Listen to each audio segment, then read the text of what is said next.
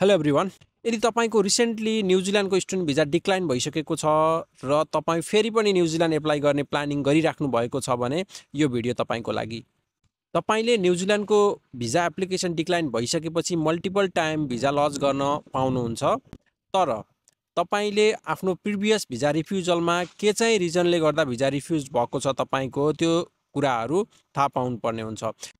तपाईले इमिग्रेसनको visa refusal note request गर्नुपर्ने हुन्छ। हामीले त्यो रिफ्युजल नोट हेरेर तपाईले फर्दर भिजा लज गर्न पाउनुहुन्छ वा पाउनु हुँदैन, वा तपाईको भिजा डिक्लाइनको मेन रिजन के छ भन्ने कुराहरू तपाईको रिफ्युजल नोट हेरेपछि हामी तपाईहरुलाई सजेस्ट गर्छौं। त्यसपछि फर्दर डकुमेन्ट्समा तपाई प्रिभियस सबमिट गरेको डकुमेन्ट्सहरू पनि एकचोटी हामीले कम्प्लिट हेर्छौं र फर्दर सपोर्टिङ डकुमेन्ट्समा के कुराहरू राख्नुपर्ने हुन्छ।